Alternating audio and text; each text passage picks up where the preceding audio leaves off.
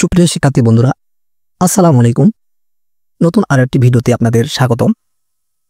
এই ভিডিওতে আমরা আলোচনা করব উইলিয়াম শেক্সপিয়ারের লেখা একটি বিখ্যাত প্লে মেজার ফর মেজার। তো শিক্ষার্থী বন্ধুরা, এই পুরো ভিডিওটি দেখলে আপনারা এই play character list, themes, summary এবং এই প্লে কিছু ইম্পর্টেন্ট ব্রিফ কোয়েশ্চেন সম্পর্কে জানতে পারবেন, যা আপনাদের পরীক্ষায় অনেকটা হেল্পফুল হবে। তো চলুন ভিডিওটি শুরু করা যাক। প্রথমে আমরা আলোচনা করব এই প্লের ব্যাকগ্রাউন্ড সম্পর্কে। মেজার ফর মেজার উইলিয়াম শেক্সপিয়ারের একটি নাটক, যা 1603 থেকে 1604 সালের দিকে লেখা হয়। এটি একটি প্রবলেম প্লে, কারণ এতে কমেডি ও সিরিয়াস বিষয় একসঙ্গে মেশানো হয়েছে। নাটকের মূল বিষয়বস্তু ন্যায় বিচার, ক্ষমতা, কঠোর আইন, নৈতিকতা ও ক্ষমার গুরুত্ব। নাটকের কাহিনী ঘটে ভিয়েনা শহরে। শহরের শাসক ডিক ভিনসেন্টিও মনে করেন মানুষ অনেক অন্যায় কাজ করেছে, তাই কঠোর শাসন দরকার। তিনি কিছুদিনের জন্য শাসনের দায়িত্ব অ্যাঞ্জেলোর নামের এক ব্যক্তির হাতে দেন এবং নিজে ফ্রিয়ার সেজে সবকিছু দেখেন। এরপর দেখা যায় অ্যাঞ্জেলো নিজেই অনৈতিক কাজ করে।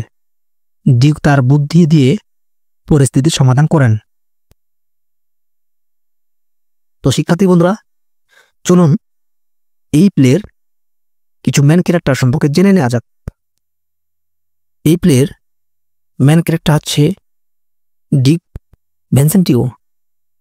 ডিক ভিনসেন্টিও ভিয়েনার শাসক, কিন্তু সে শহরের পরিস্থিতি জানার জন্য নিজের পরিচয় গোপন রেখে ফ্রিয়ার সেজে শহরে ঘুরে বেড়ান। তিনি দেখতে চান তার নাগরিকরা ন্যায় ও আইন মেনে চলে কিনা। নাটকের শেষে তার আসল পরিচয় প্রকাশ পায় এবং তিনি ন্যায় প্রতিষ্ঠা করে সবার সমস্যার সমাধান করেন। ডিক শাসক হওয়া সত্ত্বেও তার মধ্যে ক্ষমা ও মানবিকতার দৃষ্টিভঙ্গি স্পষ্ট। এরপর ক্যারেক্টার অ্যাঞ্জেলো। অ্যাঞ্জেলো ডিকের অনুপস্থিতিতে ভিয়েনার শাসক হন। তিনি আইন প্রয়োগে খুব কঠোর এবং নিজেকে ন্যায়পরায়ণ মনে করেন, তবে তার ভিতরে এক গভীর দুর্নীতি লুকানো থাকে। ইসাবেলাকে খারাপ প্রস্তাব দিলে তার আসল চরিত্র উন্মোচিত হয়। তার চরিত্রটি শিখিয়ে দেয় যে বাইরের দৃশ্যের চেয়ে মানুষের ভিতরের চরিত্র বেশি গুরুত্বপূর্ণ। এরপরে ক্যারেক্টার ইসাবেলা। ইসাবেলা একজন ধর্মপরায়ণ মেয়ে যে নান হতে চায়। তার ভাই কলেডিওকে বাঁচানোর জন্য তাকে অনেক ত্যাগ স্বীকার করতে হয়। সে কখনোই অন্যায় মেনে নেয় না এবং অ্যাঞ্জেলের খারাপ প্রস্তাবও প্রত্যাখ্যান করে। তার সাহস ও ন্যায়পরায়ণতা নাটকের প্রধান বার্তা প্রকাশ করে। সত্য ও ন্যায়ের জন্য লড়াই করা উচিত। এরপরে ক্যারেক্টার কলেডিও। কলেডিও ইসাবেলার ভাই, যার প্রেমিকা জুলিয়েট গর্ভবতী হয়ে পড়ে এবং তাকে মৃত্যুদণ্ড দেয়া হয়। যদিও সে তার অপরাধ মেনে নেয়, তার জীবন বাঁচানোর জন্য ইসাবেলা অনেক চেষ্টা করে। শেষ পর্যন্ত ডিক তার শাস্তি মাফ করেন এবং কলেডিও মুক্তি পায়। তার চরিত্রটি শিখিয়ে দেয় যে মানুষ কখনো কখনো ভুল করে, কিন্তু ক্ষমা পাওয়া উচিত। এরপরে ক্যারেক্টার মারিয়ানা।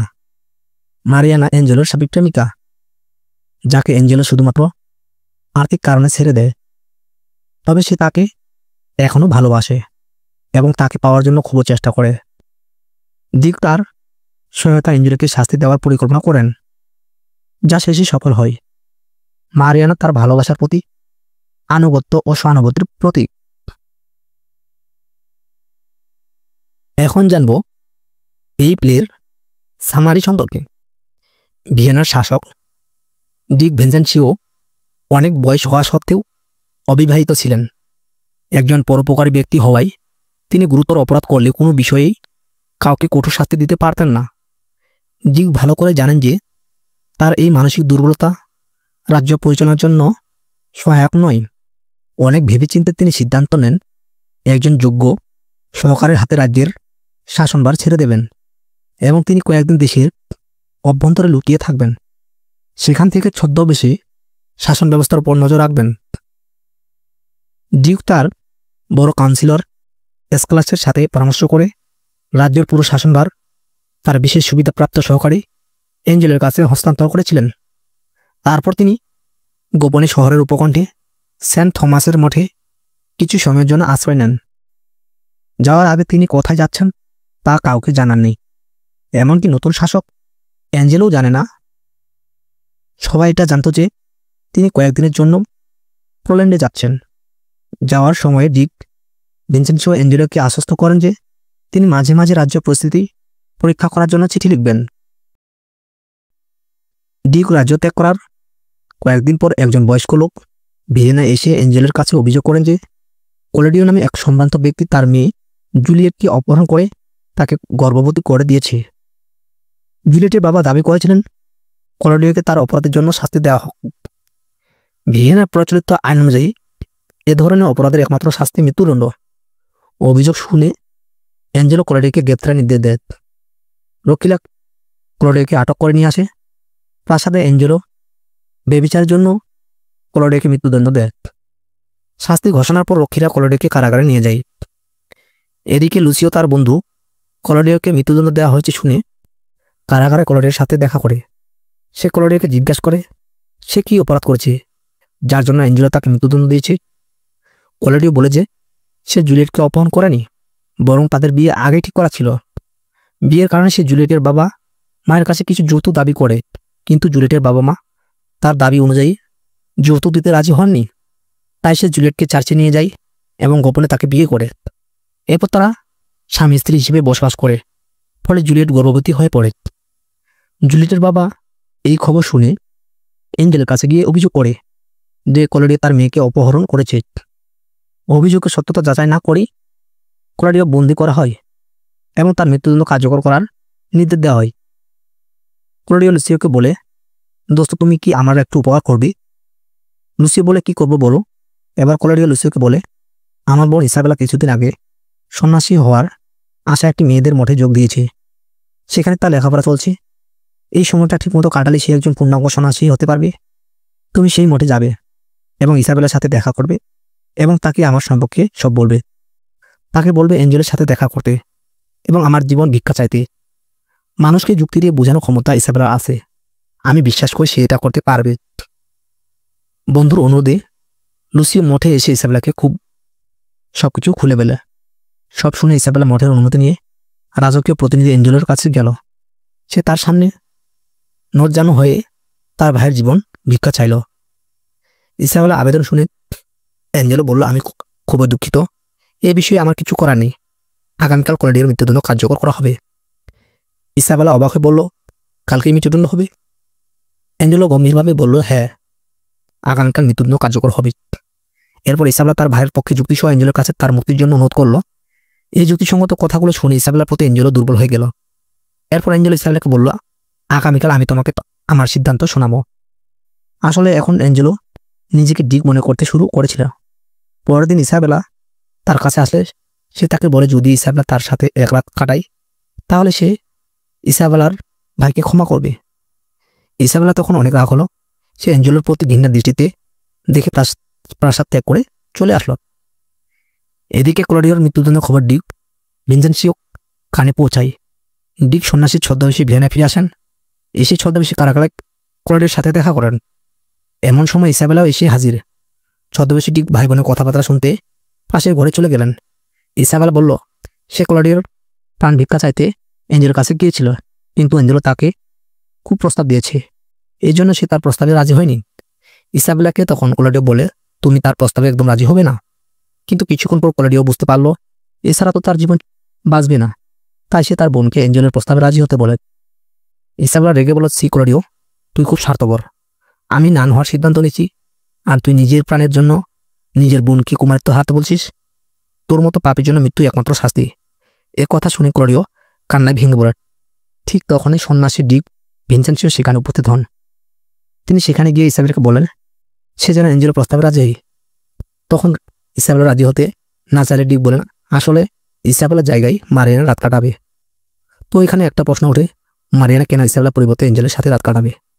আসলে মারিয়ানার সাথে অ্যাঞ্জেলো বিয়ে হওয়ার কথা ছিল, কিন্তু যৌতুক না পাওয়ার কারণে অ্যাঞ্জেলো তাকে বিয়ে করেনি।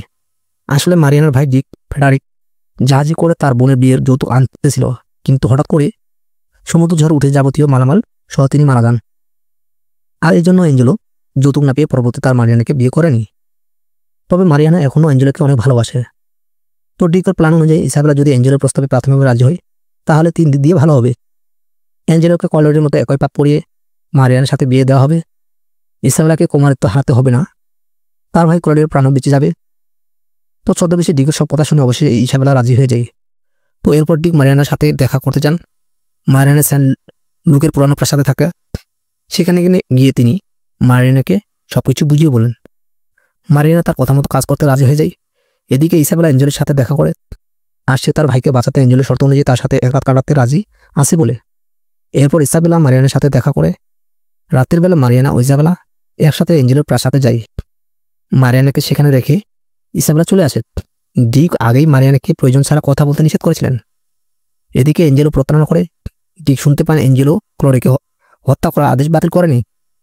তো ক্লোরিকে যখন হত্যা করা হবে ঠিক সেই সময়টাই ডিক জেলে গিয়ে ক্লোরিকে বাঁচিয়ে নিন। আসলে এখানে ছদ্মবেশী ডিক জেলারকে বলেছিলেন তিনি অ্যাঞ্জেলো এবং ডিককে চিনেন। প্রমাণস্বরূপ তিনি ডিকের সিলমোহর দেখান। তো জেলার এই সিলমোহর দেখে বুঝতে পারেন এই ব্যক্তি তাদের ডিকের খুব নিকটবর্তী কেউ। তাই ক্লোরিকে মুক্তি দেওয়া হয়। সেদিন রোগজের নামের একজন ডাকাত দীর্ঘ অসুস্থতার কারণে মারা গিয়েছিল। সে দেখতে অনেকটা ক্লোরির মতো ছিল। জেলার বলেন রোগজেন এর কাটা মাথা অ্যাঞ্জেলোর কাছে পাঠাবে, আর ডিকের কথা মতো সে ক্লোরিকে লুকিয়ে রাখে। ডিক চলে যাওয়ার সময় ইসাবেলা সেখানে হাজির হয়। সে ডিককে বলে মারিয়ানা আজ রাতে অ্যাঞ্জেলোর সাথে প্রাসাদে রাত কাটাচ্ছে। এবার ইসাবেলা জানতে চাইল যে ক্লোরির মৃত্যুদণ্ড বাতিল করা হয়েছে কিনা। ডিক উত্তর দিল না, তার মৃত্যুদণ্ড বাতিল করা হয়নি, বরং তাকে হত্যা করা হয়েছে। ছদ্মবেশী ডিক এই কথা ইচ্ছাকৃতভাবেই বলেছিলেন। ক্লোরির মৃত্যুর খবর শুনে কান্নায় ভেঙে পড়ে ইসাবেলা। ডিক ইসাবেলাকে বলেন যা হওয়ার তো হয়ে গেছে। কয়েকদিন পরে ডিক শহরে ফিরছেন। তাকে যেন ইসাবেলা সবকিছু খুলে বলে। এবার ডিক ভিনসেন্সো অ্যাঞ্জেলোকে চিঠিতে লিখেছেন তিনি কবে দেশে ফিরে আছেন। নির্ধারিত দিনে তিনি সন্ন্যাসী ছদ্মবেশে ত্যাগ করে ভিয়েনায় ফিরে আসেন। অ্যাঞ্জেলো তাকে শহরে স্বাগত জানায়। সেখানে ইসাবেলা তার অভিযোগ ডিকের কাছে বলে। সে বলে অ্যাঞ্জেলো তার সাথে রাত কাটিয়েছে, তবুও তার ভাইকে সে হত্যা করছে। তো এই সময়টা সেখানে মারিয়ানা চলে আসে আর বলে অ্যাঞ্জেলোর সাথে তো আমি রাত কাটিয়েছি। তো ডিক অ্যাঞ্জেলোর উপরে অনেক রেগে গিয়েছিলেন, তাই তিনি তাকে মৃত্যুদণ্ড চেয়েছিলেন, কারণ সেও তো ক্লোরির মতো একই পাপ করেছে। তো ডিক অ্যাঞ্জেলোর উপরে অনেক রেগে গিয়েছিলেন, তাই তিনি তাকে মৃত্যুদণ্ড দিতে চেয়েছিলেন, কারণ সেও তো ক্লোরির মতো একই পাপ করেছে। বিয়ের আগেই মারিয়ানার সাথে রাত কাটিয়েছে। তবে মারিয়ানা ও ইসাবেলা তার জন্য ডিকের কাছে ক্ষমা ভিক্ষা করে। এরপর ডিকের নির্দেশে ক্লোরিকে সবার সামনে আনা হয়। তখন ডিক অ্যাঞ্জেলোকে বলে মারিয়ানাকে বিয়ে করতে। অ্যাঞ্জেলো অবশেষে মারিয়ানাকে বিয়ে করে। এদিকে ক্লোরিয়া জুলিয়েটকে বিয়ে করার পারমিশন পেয়ে যায়। আর ডিক ইসাবেলাকে বলেন তুমি এখনো পুরোপুরি সন্ন্যাসী হওনি, তুমি নন হতে যাচ্ছ তা ঠিক আছে, তবে আরেকবার ভেবে দেখো আমি তোমাকে বিয়ে করতে চাই। তো ডিকের এই প্রস্তাবে ইসাবেলা রাজি হয়ে যায় এবং তাদের বিয়ে হয়ে যায়। আর এখানে এই ড্রামা শেষ হয়ে যায়। তো শিক্ষার্থী বন্ধুরা, এখন জানবো এই প্লে কিছু ইম্পর্টেন্ট থিম সম্পর্কে। এই প্লেতে যে থিম ব্যবহার করেছে জাস্টিস অ্যান্ড ইনজাস্টিস, ন্যায় আর অবিচার। নাটকে দেখানো হয় কখনো কখনো আইন খুব কঠোর হতে পারে, কিন্তু মানুষের ভিতরে সৎ মনোভাব দরকার। অ্যাঞ্জেলো কঠোর আইন মানে, কিন্তু নিজেই অন্যায় করে। ডিক শিখান যে ন্যায় প্রতিষ্ঠা করতে শুধু আইন নয়, ক্ষমা আর মানবিকতা খুবই গুরুত্বপূর্ণ। এরপর থিম মার্সি অ্যান্ড রিভেঞ্জ, ক্ষমা আর প্রতিশোধ। এখানে ক্ষমা আর প্রতিশোধ বড় থিম। ডিক অপরাধীদের ক্ষমা করে দেন যদিও তারা ভুল করেছে। নাটকটা শেখায় যে অনেক সময় ক্ষমা প্রতিশোধের চেয়েও অনেক বড়। এরপরে রিলিজন অ্যান্ড মোরালিটি, ধর্ম আর নৈতিকতা। ইসাবেলা একজন ধর্মপ্রাণ মেয়ে, আর নাটকটা আমাদের শেখায় যে সৎ থাকা এবং ধর্মের পথ চলা খুবই গুরুত্বপূর্ণ। তবে তার ভাইকে বাঁচানোর জন্য তাকে কঠিন সিদ্ধান্ত নিতে হয়। এরপরে সেক্সুয়ালিটি অ্যান্ড মোরাল ডিলেমাস, যৌনতা নৈতিক দ্বন্দ্ব। এখানে যৌনতা এবং নৈতিক দ্বন্দ্ব একটা বড় বিষয়। অ্যাঞ্জেলো ইসাবেলাকে খারাপ প্রস্তাব দেয় এবং তার নৈতিকতার সাথে দ্বন্দ্ব তৈরি হয়। এরপর theme social status and power, সামাজিক অবস্থান আর ক্ষমতা। নাটকের সমাজে যারা শক্তিশালী, যেমন ডিউক আর অ্যাঞ্জেলো, তারা তাদের ক্ষমতা ব্যবহার করে, কিন্তু কখনো কখনো তাদের সিদ্ধান্ত ঠিক হয় না। এটি শেখায় যে ক্ষমতা শুধু আইন দিয়ে নয়, সৎ মনোভাব ও মানবিকতা দিয়ে চলা উচিত। তো শিক্ষার্থী বন্ধুরা, চলুন এখন এই পুরো প্লেটির কিছু বিগ কোশ্চেন সম্পর্কে জেনে নেওয়া যাক। Who is the author of the play? The author of the play is William Shakespeare. Where does the play take place? The play takes place in Vienna. Why does Dick Vincencio leave the city? Dick Vincencio leave the city to secretly observe the people and the administration by disguising himself as a friar. Who takes control of the city in Dick's absence? Angelo takes control of the city in Dick's absence. What is Angelo's character like? Angelo is strict, righteous, and believes in the strict enforcement of law, but he is secretly corrupt. Who is Isabella? Isabella is a novice nun who is virtuous, pious, and determined to maintain her chastity. Why is Cordelia sentenced to death? Cordelia is sentenced to death for getting his fiancée Juliet pregnant before marriage. What does Isabella plead for in front of Angelo? Isabella pleads for her brother Claudio's life in front of Angelo, offering to do anything to save him. How does Angelo try to take advantage of Isabella? Angelo tries to force Isabella into a sexual relationship, offering to spare her brother's life in exchange for her virginity. What is Isabella's response to Angelo's proposal? Isabella refuses Angelo's proposal and chooses to sacrifice her brother's life rather than lose her virtue. Who is Mariana? Mariana is Angelo's former fiancée, whom he abandoned because her dowry was lost. She later helps to trick Angelo. How does the Duke disguise himself? The Duke disguises himself as a farrier to secretly observe and influence events in the city. What is the Duke's plan to save Claudius? The Duke secretly arranges for Claudius' execution to be faked, so he can be saved later. How does Mariana help in the Duke plan?